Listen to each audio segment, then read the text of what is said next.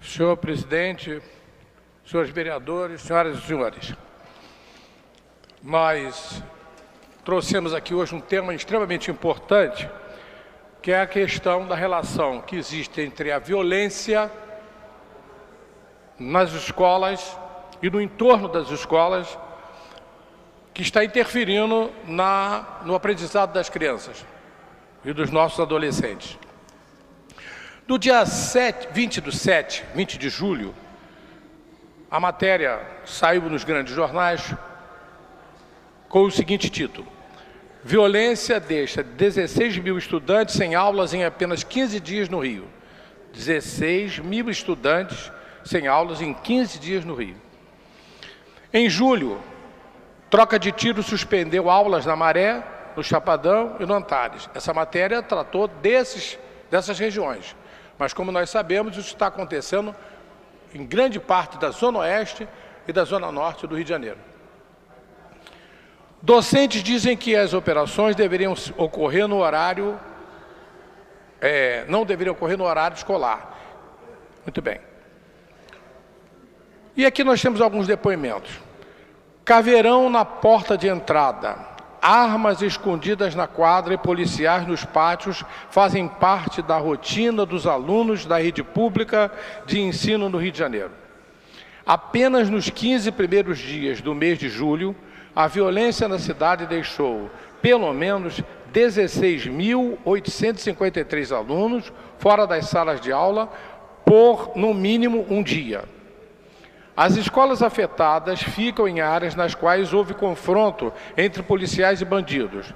Maré e Favela do Chapadão, em Costa Barros, na Zona Norte. E nas comunidades do Rolo, do Antares, de Santa Cruz, na Zona Oeste. Nos dias 30, 1º, 2 e 3, não tivemos aula. Semana passada também perdemos 2 dias de aula e essa semana tivemos apenas meio período.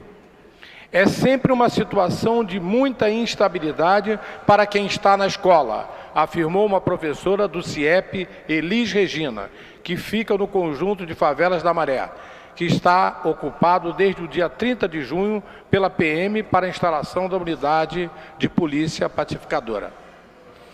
Na opinião dos professores das escolas situadas em área de risco, as operações policiais não deveriam ocorrer durante o horário escolar, mas, quando fosse inevitável, deveria haver um entendimento entre as secretarias e os governos, para que as escolas fossem avisadas e as aulas previamente suspensas. Já peguei situações na minha escola do caveirão parado na porta, trocando tiros e a aula acontecendo, ressaltou a professora.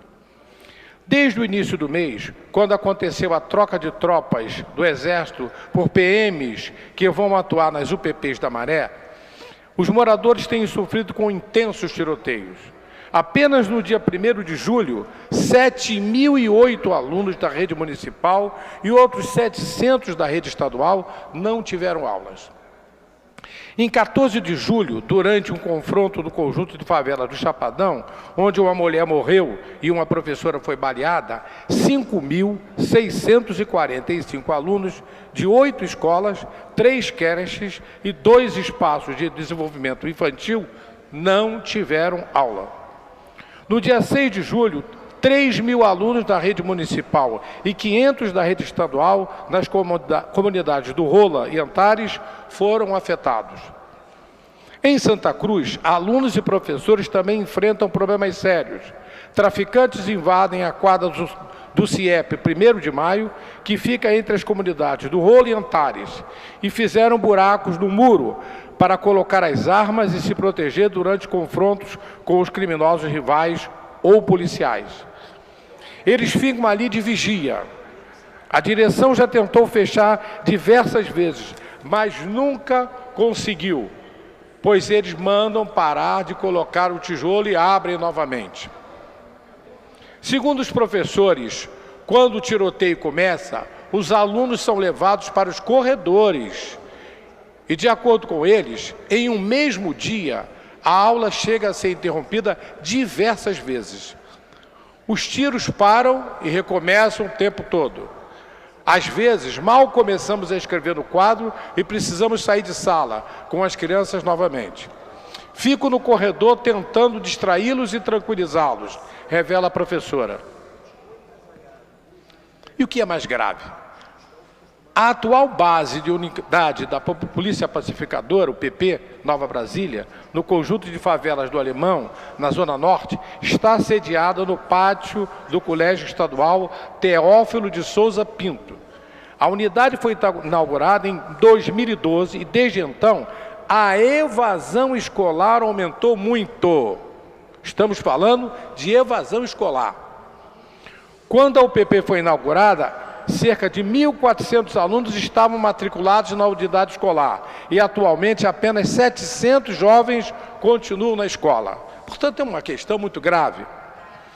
De acordo com o Sindicato dos Professores do Rio, CEP, diversas audiências públicas já foram solicitadas à Câmara para tratar da situação da vulnerabilidade e interferência da violência no aprendizado dos alunos. Mas o pedido nunca foi aceito. Um aluno que teve uma noite de sono tranquila vai ter o mesmo rendimento, vai ter um rendimento bem diferente daquele que passou a noite ouvindo o tiroteio. Mas essa questão nunca é levada em consideração. A única alternativa que o governo apresenta é, se quiser, fecha a escola, afirmou Suzana Gutierrez, diretora do CEP. Segundo o CEP, na rede estadual não há ato normativo que dê tratamento à questão do funcionamento das unidades escolares durante uma situação de conflito armado.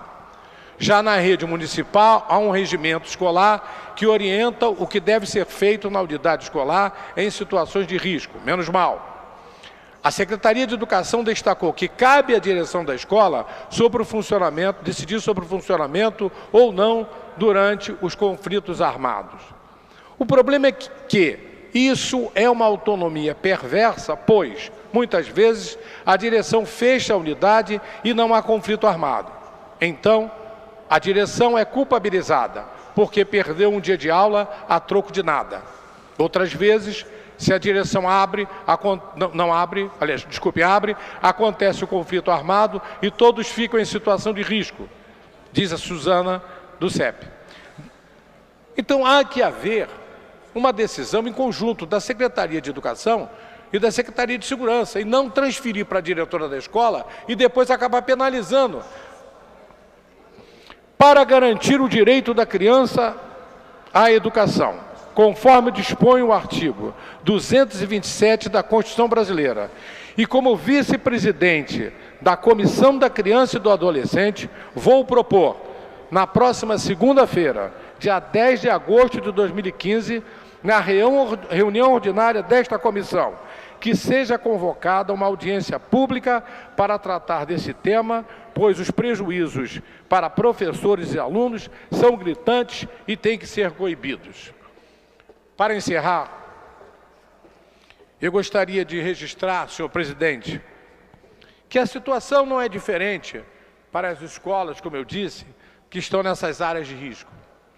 Nós temos recebido através das redes sociais, por telefone e até naquilo que nós chamamos de gabinete itinerante, muitas reclamações em razão da insegurança que existe no estado do Rio de Janeiro, especialmente, repito, nas zonas norte e oeste.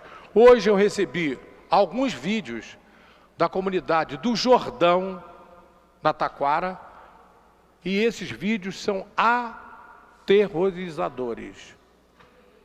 É para você ficar assim dizendo, quem manda naquela área ou naquelas áreas, quem manda é a bandidagem. Nenhum morador do Jordão pode sair ou entrar em paz. Isso ao meio-dia, 8 horas da manhã. E nós estamos falando aqui, no primeiro segmento da minha fala, sobre a questão do prejuízo dos alunos em relação aos tiroteios, a essa questão da insegurança nas unidades escolares, as crianças não podem ir à escola. Mas também o trabalhador não está podendo sair de casa, não está podendo retornar a casa. Eu quero aqui protestar contra a política de segurança do Rio de Janeiro, especialmente apontando para as áreas onde moro e atuo.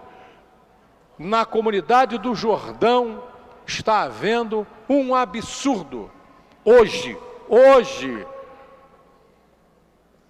e também na Praça Seca, a partir de 2 horas da tarde, as pessoas não têm paz.